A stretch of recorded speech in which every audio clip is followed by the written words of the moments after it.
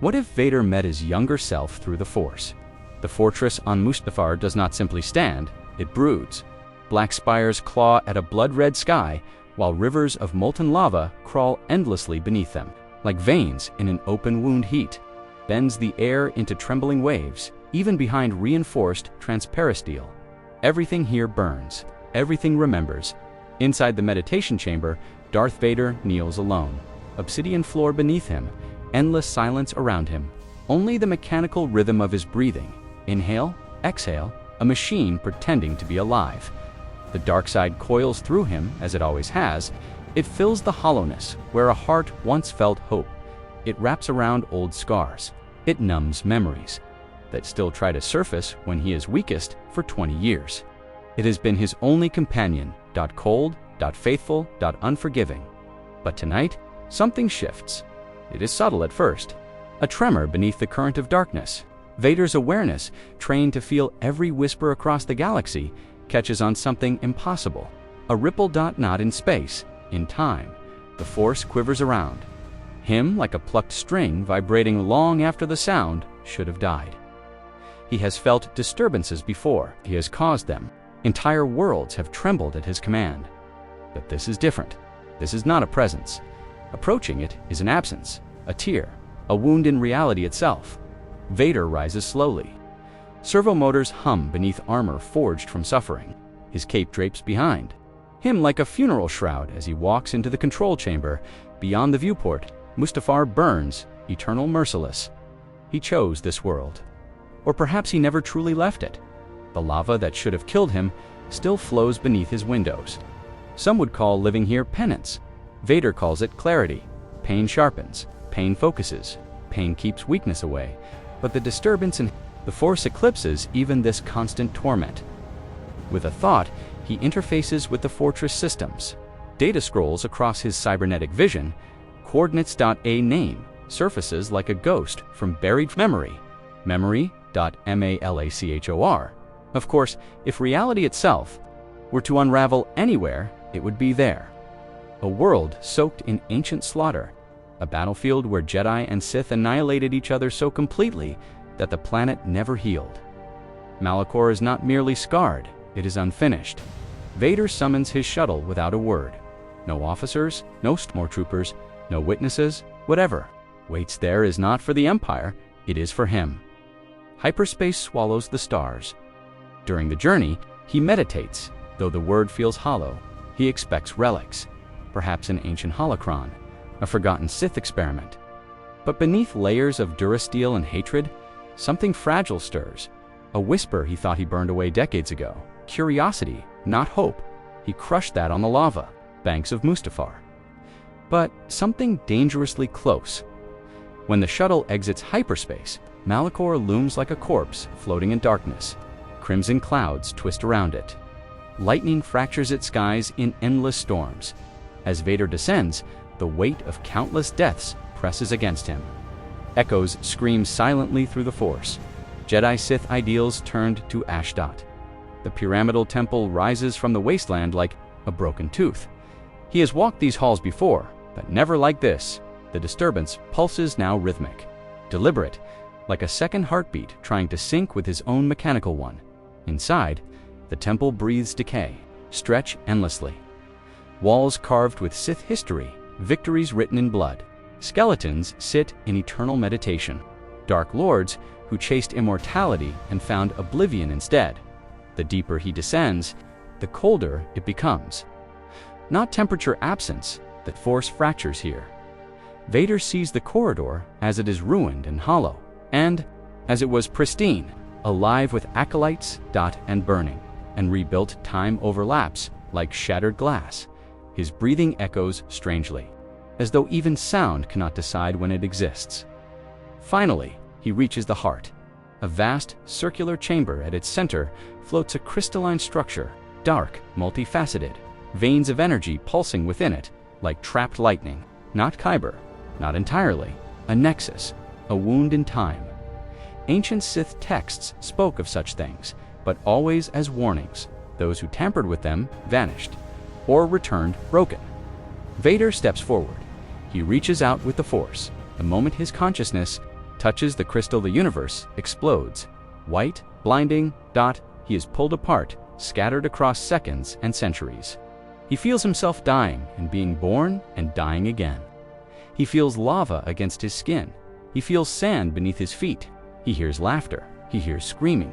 For an instant that could be eternity, he is nothing. Reality snaps back, but it is wrong. The chamber is whole, undamaged, alive. The air is clean. The runes glow steadily, not with decay, but purpose, and he is not alone. Across the chamber stands a young man in Jedi robes, hand already reaching for his lightsaber saber. His face is unscarred, his posture straight, his eyes bright, not yet dimmed by betrayal or regret. 20-2. Maybe. 20-3. Vader's breathing falters. He knows that face. He wore it once. He sees it in shattered dreams, in reflections that no longer exist. The young man ignites his blade. Blue light floods the chamber, pure, defiant, unbearably alive. The glow illuminates Vader's mask, a dark presence. I felt you before I entered the temple. The voice is strong, whole, unbroken by smoke or machinery. State your business, Sith, or prepare to face justice. Justice, the word lands like a blade. Vader remembers believing in justice, in protecting the innocent, in ending wars. He remembers thinking the world was simple. The young Jedi's eyes harden as he studies the armored figure before him. He senses the darkness, the rage, the grief, but he does not recognize himself. Vader ignites his own blade. Red light erupts, clashing violently against blue. The chamber becomes a battlefield of color, past against future, hope against ruin. I am here for the same reason you are, young Jedi. His voice emerges through the vocoder, distorted, metallic, stripped of warmth. The vergence call to me, Anakin, shifts into Shahan, powerful, aggressive, perfect form. Vader recognizes every nuance because he perfected it. You speak in riddles. Explain yourself, or I will end you. Such certainty, such fearless conviction. He remembers that feeling, believing he was always right, believing power and righteousness were the same thing. For a moment, just a fraction of a second, something inside Vader cracks. He sees what was lost. Not just Pab, not just limbs and flesh, but innocence. Possibility. The version of himself that still believed he could save the galaxy instead of rule it. Very well, his blade hums, steady and deadly. If combat is the only language you understand, then let us speak. The two blades lower slightly. Two versions of the same soul, one standing at the beginning, one at the end, and between them. The Force holds its breath. The young Anakin doesn't wait for further invitation. He launches himself forward with a Force-enhanced leap, covering the distance between them in a heartbeat. His lightsaber comes down in a powerful overhead strike meant to split Vader's skull. But Vader isn't some separatist general or overconfident Sith acolyte. He's fought Jedi Masters and killed them. He's dueled the Emperor himself in training and survived. This boy, talented as he is, cannot match him. Vader sidesteps the strike with minimal movement, his blade coming up to parry the follow-up slash. Their lightsabers meet with a thunderous crack that echoes through the chamber. The Force vergence amplifies everything. Each clash of their blades sends shockwaves rippling through the air. Sparks shower down like rain, each one burning with impossible colors. Young Anakin presses his attack, moving with the speed and agility of youth. He flows from strike to strike, his lightsaber a blur of blue light. Overhead slash side cut, thrust, spinning strike, all delivered with perfect form and overwhelming power. He's using Gemso and Shihan interchangeably, mixing aggressive attacks with the occasional defensive sequence. It's textbook Jedi combat. Aggressive without being reckless, powerful without sacrificing technique. But Vader has decades of experience his younger self lacks. He's fought in hundreds of battles, dueled dozens of Jedi, hunted survivors across the galaxy.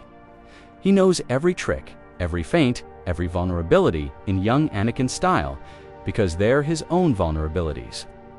He blocks each strike with minimal effort, his blade always in position. His footwork carrying him out of danger before young Anakin can capitalize on any opening. The boy's attacks grow more frustrated, more aggressive. He pours more power into each strike, trying to overwhelm Vader through sheer force. It's a mistake. Aggression without control is just flailing. Vader catches a particularly powerful overhead strike and holds it, their lightsabers locked together. For a moment, they stand nose to nose, blue light and red light casting their faces in purple shadows. Vader can see the surprise in young Anakin's eyes. The boy expected to overwhelm him, expected his power to be decisive. He's learning that power alone is not enough. With a twist of his wrist, Vader breaks the lock and spins, his cape whipping around. His boot catches young Anakin in the chest, a Durasteel reinforced kick backed by cybernetic strength. The young Jedi goes flying, tumbling across the floor to crash against the wall. Vader doesn't press his advantage. He stands in the center of the chamber, lightsaber held in a one-handed grip, waiting. Young Anakin groans and pushes himself to his feet. There's blood at the corner of his mouth. He wipes it away and raises his lightsaber again, but there's new wariness in his eyes. He's realized this won't be easy. Good, he's learning. The boy charges again, but this time his approach is more cautious. He probes with quick strikes, testing Vader's defenses, looking for openings. He mixes in force pushes, trying to knock Vader off balance. He even attempts a mind trick, though it slides off Vader's mental shields like water off stone. Vader defends. Effortlessly, his blade moving in tight, efficient arcs. He's not even using the force yet, just pure technique. He wants the boy to understand the gap between them, wants him to feel the frustration of fighting someone who knows every move before it's made, because Vader has been this boy. He's felt this desperation, this need to prove himself. He knows it intimately. Young Anakin leaps high, trying to come down from above, where Vader's armor might limit his mobility. But Vader simply extends his free hand and catches the boy in midair with the Force. Young Anakin's eyes widen as invisible pressure wraps around his body, holding him suspended 3 meters off the ground. He struggles, pouring his power into breaking free. The Force roils around them, light side and dark side crashing together like waves. For a moment, it seems like young Anakin might actually break Vader's grip. He's strong, unbelievably strong in the Force, just as the legends say the Chosen One should be. But Vader is stronger. 2 decades of pain and hate and dark-side mastery have honed him into a weapon. He tightens his grip, and young Anakin gasps. As the pressure increases, then, with casual contempt, Vader hurls him across the chamber. The young Jedi slams into the far wall with enough force to crack the stone. This time, when young Anakin rises, he's breathing hard, his robes are torn, dust and blood smearing his face, but his eyes are clear, no longer clouded by overconfidence. He keeps his lightsaber raised, but doesn't immediately attack. He's learning strategy, adapting to his opponent. It's what makes him dangerous, this ability to grow in the middle of combat. Vader sheathes his lightsaber, and the crimson blade disappears. Young Anakin's brow furrows in confusion. You fight well, young one. Your power is impressive, your technique solid, but you are not ready to face me, not as you are. Hesitate. Young Anakin's voice is wary now. If you wanted to kill me, you could have done it twice over. So what do you want? Vader reaches up to his helmet. The seals hiss as they release, pressure equalizing. He grasps the mask with both hands and lifts it free. His scarred face is revealed in the chamber's dim light. The melted features, the pale dead skin that never sees the sun, the absence of eyebrows and most other hair burned away in the flames. His eyes, once blue like young Anakin's, now burn yellow with dark-side corruption. Young Anakin staggers back as if he's been struck. The lightsaber lowers, hanging almost forgotten in his suddenly nerveless grip. No, the word is barely a whisper. That's not, you can't be. Vader's mechanical voice is quieter without the mask to amplify it, but still recognizable. The Force doesn't lie, boy. You feel the truth of it. Our signatures are identical because we are the same. I am Darth Vader, Dark Lord of the Sith, and you are Anakin Skywalker, Jedi Knight of the Republic. We are the same person, separated by time and by choices. The young Jedi's face goes through a rapid series of expressions: denial, shock, horror, anger, fear. He shakes his head violently. This is some trick, some Sith illusion to break my mind. I would never fall to the dark side.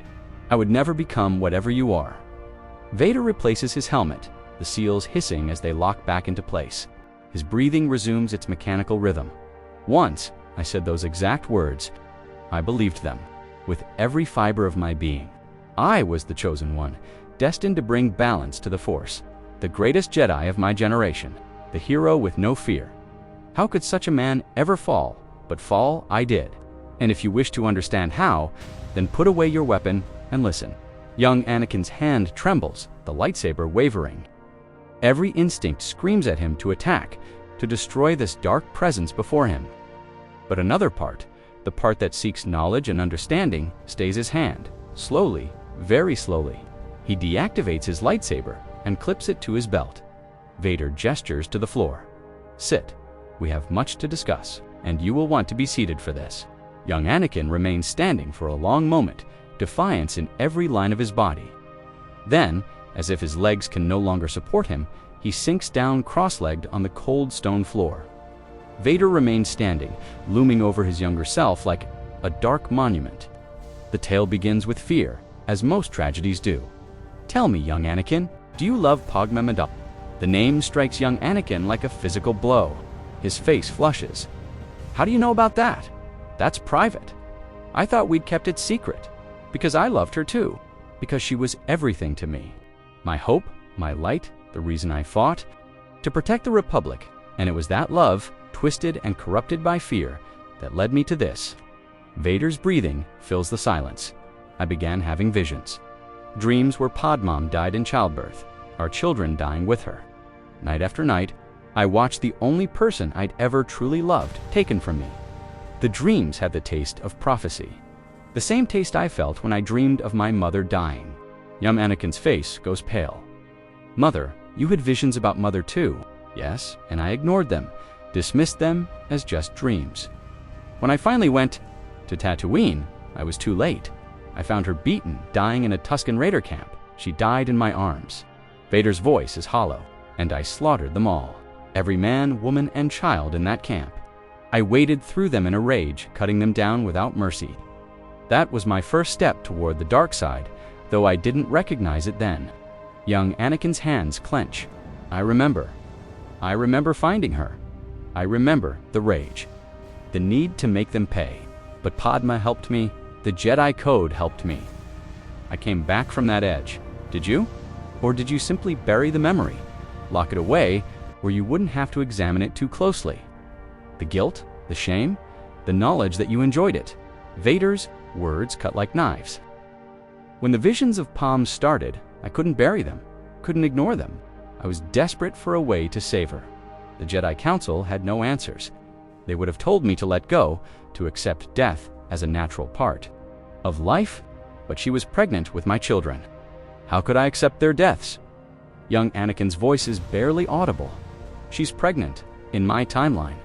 The visions come before that, but yes, Luke and Leia, twins strong in the Force.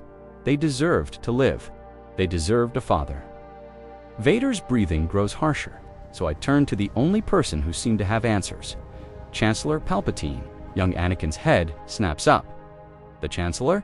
But he's been a friend to me since I was a child. He's always supported me when the Council didn't. The visions finally fade. Young Anakin collapses completely, curling in on himself on the cold stone floor. He's sobbing uncontrollably, his body shaking. I'm a monster. I'm going to become a monster. All those people, all that death, how can I live with this knowledge? Vader stands over him, his shadow falling across his younger self. Now you understand? Now you see what the dark side truly offers. Not power to save those you love, but the power to destroy everything you hold dear. Young Anakin looks up at him with red-rimmed eyes. How do you live with it? How do you go on after everything you've done? I don't live. I exist. Vader's voice is flat. I am already dead. The man you are died burning on Mustafar. What remains is just anger and regret wrapped in this shell. Every breath is pain. Every moment is torture. And I deserve every second of it. But you don't have to follow this path. You can choose differently. Young Anakin wipes his face, trying to compose himself. The Jedi Council will never believe me about Palpatine. They already think I'm unstable, too emotional. If I come to them with accusations against the Chancellor based on visions, they'll think I've lost my mind. They might even expel me from the Order. Then don't go to the Council. Not yet. Vader begins to pace again. Palpatine's plan works because everyone plays their role. The Jedi react with suspicion. You react with desperation. The clones follow orders. Break any link in that chain, and the whole thing falls apart. The how? I'm one person against a Sith Lord who spent decades positioning himself. What can I possibly do? You can do what I never did. Vader stops pacing and faces him directly. You can trust someone. Tell Obi-Wan about Padme. Tell him about your fears. Let him help you. Don't isolate yourself. That's what Palpatine wants. To cut you off from anyone who might pull you back from the edge. Young Anakin shakes his head. Obi-Wan will be disappointed. He'll think I betrayed the code. He might even report me to the Council. They really believe that. Vader's voice carries a note of something that might be affection. I spent decades hating Obi-Wan for abandoning me on Mustafar. But the truth is, he loved me like a brother. He tried to save me even after I'd fallen. Even after I'd helped slaughter the Jedi, he couldn't bring himself to kill me. That's why. He left me to burn instead of finishing it. He couldn't strike the killing blow. Young Anakin considers this. You really think he'd help me? Despite the code, despite everything, I know he would. Because even after everything I did, every atrocity I committed, he never stopped trying to find the good in me. That's who Obi-Wan Kenobi is. Trust him. Let him help you. Don't make my mistake of pushing away everyone who cares until Palpatine is the only voice in your head. Young Anakin nods slowly, some of the despair lifting from his face. What about the visions of Padme dying? If I don't turn to the dark side, will she still die? I don't know. Vader's honesty is brutal. The visions might be self-fulfilling prophecy. My fear of losing her led me to do exactly what would kill her, but she might die anyway. That's the terrible truth. You cannot control everything. You cannot save everyone. Some things are simply beyond your power. Then what's the point of any of it? Young Anakin's voice rises. If I'm going to lose her anyway, why not do whatever it takes to try and save her? Because the cost of whatever it takes is everything else. Vader's voice is sharp. You would burn the galaxy to save one person. I did burn the galaxy, and I still lost her. The dark side doesn't grant wishes. It takes your fear and weaponizes it. It makes you its slave while promising you power. You must accept that some things are beyond your control. Accept it or be destroyed by it. Before young Anakin can respond, a new presence makes itself known in the Force. Both of them turn toward the chamber entrance as footsteps echo in the corridor beyond. The sound is careful, measured, the footsteps of someone who has walked into countless dangerous situations and learned to move with caution. A third person has found the vergence. A figure in Jedi robes steps into the chamber, lightsaber already ignited and held in the classic Ceresu opening. Stance. The blue blade casts familiar light across his bearded face, illuminating the concern and confusion warring in his expression. Obi-Wan Kenobi stands in the doorway, taking in the impossible scene before him with the careful assessment of a veteran warrior. His eyes move from young Anakin, clearly alive and unharmed if distressed, to the towering dark figure in black armor. Standing across from him, the dark side radiates from this, being like heat from a furnace, oppressive and overwhelming. Obi-Wan has faced Sith before, has dueled Count Dooku and survived, but the sheer weight of darkness emanating from this armored figure is something else entirely. It's not just powerful, it's personal. It feels intimately familiar in a way that makes his skin crawl. His voice is uncertain, cautious, the voice of a master who has found his Padawan in an incomprehensible situation. I followed your ship here when you disappeared from Coruscant. The council meeting ended and you were gone, your fighter's transponder. Leading here, I felt through our training bond that you were in danger. His gaze shifts fully to Vader, his lightsaber rising slightly. What is this? What dark sorcery has captured you? Young Anakin stands quickly, his own exhaustion forgotten as he moves between the two Force users. His hands come up in a placating gesture, trying to create space between his master and his future self. Master, wait. You don't understand, this isn't what it looks like. I know how this appears, but you need to hear me out before you do anything. Obi-Wan's lightsaber remains steady, held in the classic Soresu defensive position that has saved his life countless times. The blade doesn't waver even slightly as he addresses his Padawan. "Step away from him, Anakin. That is a Sith Lord. Can't you feel the darkness radiating from him? It's overwhelming, oppressive. Whatever he's told you, whatever he's shown you, it's a lie meant to corrupt you. That's what they do. That's how the dark side works." "I can feel it, Master." Young Anakin's voice is pleading, urgent, trying to convey the enormity of what he's learned in the short time since arriving here. "I can feel the darkness around him. It's like standing next to a black hole in the Force. But you need to listen to me. This is important. This is about more than just me or him. This is about the fate of the entire galaxy, about the survival of the Jedi Order, about everything we've been fighting for." Vader remains perfectly still, making no threatening moves despite the ignited lightsaber pointed at his chest. His mechanical breathing is the only sound beyond their voices, that distinctive rhythm that somehow sounds both alien and achingly familiar. His hands hang at his sides, empty, not threatening. He's waiting, letting young Anakin try to explain the inexplicable. "Greetings, Obi-Wan Kenobi." Vader's mechanically distorted voice breaks the tension. "It has been a long time since I've seen you like this. Young, unbroken, still believing that Jedi can save the galaxy through meditation and diplomacy." Obi-Wan's eyes narrow, his analytical mind working through possibilities. His connection to the Force extends outward, probing carefully at the dark presence before him. "We've never met. I would remember encountering a Sith of your power. Your presence in the Force is unlike anything I've felt before. It's massive, overwhelming, but also strangely familiar in a way I can't quite place. Who are you? What do you want with my Padawan?" "Oh, but we have met." Vader's voice carries a weight of sadness that penetrates even through the mechanical distortion. "We were brothers once, the closest of friends, master and apprentice, fighting side by side through the Clone Wars. You taught me everything I know, about combat, about patience, about the Jedi way. You were the best teacher anyone could ask for, even if I was too arrogant to appreciate it at the time. And I repaid your faith, your trust, your love, with betrayal and hate. I tried to kill you, Obi-Wan, and you left me burning on a lava bank on Mustafar, unable to strike the killing blow because some part of you still loved me." Obi-Wan's lightsaber wavers for the first time, dipping slightly as confusion crosses his face. The specificity of the claim, the intimate knowledge in those words, shakes something in him. Impossible. I have only one Padawan, and he stands between us right now. I've never trained anyone else, never had a brother in arms who fell to darkness. Unless his face pales as realization begins to dawn, as the familiar aspects of that Force presence suddenly click into place. The signature is identical to Anakin's, just corrupted, twisted, magnified by decades of dark side immersion. No, it cannot be. You can't be suggesting what I think you're suggesting. Shall I prove it?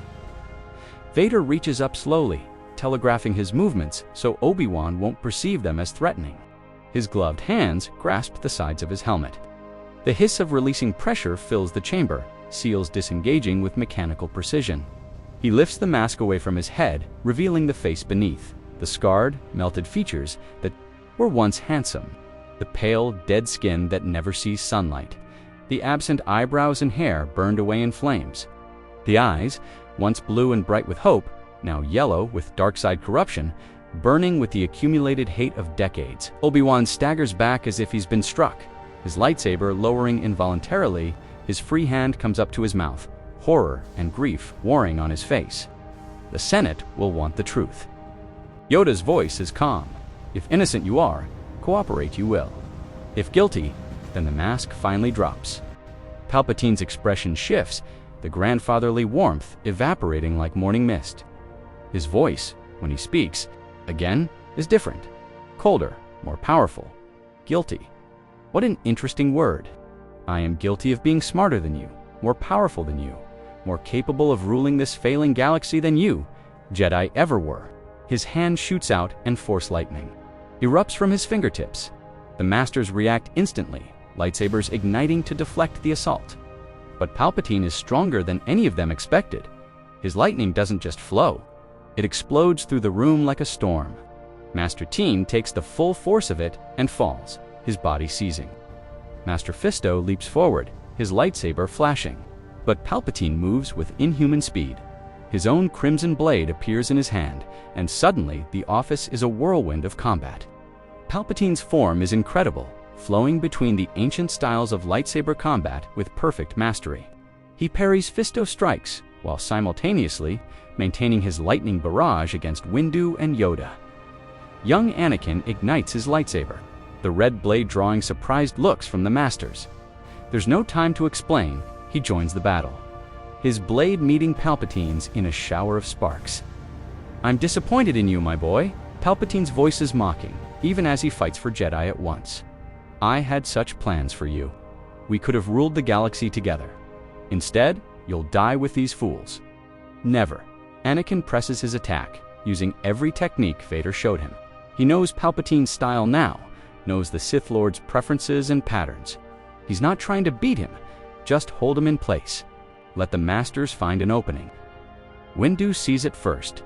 While Palpatine is occupied with Anakin and Fisto, the Jedi Master strikes from an unexpected angle. His blade shears through Palpatine's hand, sending the Sith's lightsaber flying. The lightning stops as Palpatine screams. Yoda immediately binds, him with the Force, layers of invisible pressure wrapping around the Sith Lord like chains. Palpatine struggles, his face contorting with rage. "This isn't over. I have contingencies. Order 66 will still activate. The clones will still betray you. Your order will still fall." But Windu is already on his communicator. "Emergency. Override Alpha 3. All clone units return to Coruscant immediately. Command authority transferred to the Jedi Council until further notice. We've already reprogrammed the command structure. Your Order 66 won't work." Young Anakin steps forward, his red blade still ignited. "You lose, Sidious. The galaxy is free of your manipulation." Palpatine's laugh is bitter. "Free? The galaxy will never be free. I created order from chaos. Without me, the Republic will tear itself apart. You've won the battle, but not the war." Perhaps Yoda's voice is sad. "But try. We must." The news of Palpatine's arrest as a Sith Lord spreads through the galaxy like wildfire. The Senate is in chaos. Some refuse to believe it. Others who suspected corruption but never imagined this scale are vindicated. The Clone Wars don't end. Immediately, the Separatist leadership, decapitated by the loss of Sidious's coordination, fractures into rival factions. Some want to continue fighting, others sue for peace. It takes months of negotiation, of military operations against holdouts, of rebuilding trust between worlds torn apart by years of war, but slowly, order is restored. Not the iron-fisted order Palpatine envisioned, but something more organic. A new republic emerges, one that's learned hard lessons about emergency powers and unchecked authority. The Jedi Order undergoes reforms as well. The Council acknowledges they've become too rigid, too disconnected from the concerns of ordinary beings. They begin allowing more flexibility in the code, recognizing that absolute prohibition of attachment may have done more harm than good. Young Anakin becomes a voice for change, advocating for a more balanced approach. And then, months after, Palpatine's defeat, Palban goes into labor. Anakin is there, holding her hand. As the medical droids work, he feels fear. Yes, the visions still haunt him, but he doesn't let the fear control him. He trusts the healers. He trusts the Force. He trusts Padmé's strength. And when Luke and Leia are born, healthy and squalling, he weeps with relief and joy. Palm, exhausted but smiling, looks up at him. "Are you all right?" "Better than all right." He kisses her forehead gently. "I'm exactly where I'm supposed to be." Obi-Wan visits them in the medical center, bringing gifts and congratulations. He looks at the twins and shakes his head in wonder. They're beautiful, strong in the Force, both of them. They'll be fine Jedi someday if they choose that path, or they'll be something else entirely. Anakin holds his daughter, marveling at how small and perfect she is. Whatever they choose, they'll have the freedom to choose it. That's what we fought for. That night, alone in his quarters, Anakin meditates. He reaches out through the Force, searching for any trace of Vader, some sign that his future self found peace in his sacrifice.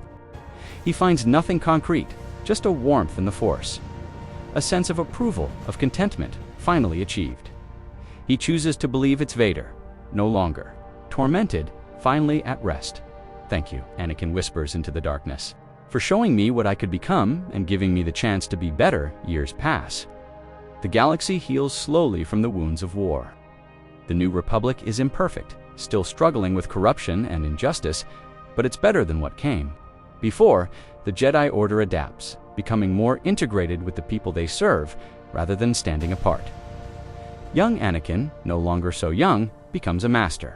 He takes Padawans of his own and teaches them about balance, about facing fear without letting it control you, about choosing hope even when darkness seems overwhelming. He tells them about choices and consequences, though he never reveals the full story of the vergence. On Malachor, Luke and Leia grow up. On Coruscant, raised by both parents in a galaxy that, while flawed, is free. They're powerful in the Force, but their father teaches them that power is worthless without wisdom, strength meaningless without compassion.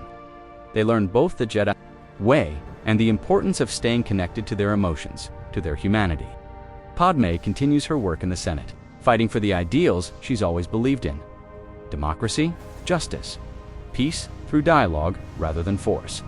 She and Anakin work together to make the galaxy better, partners in every sense.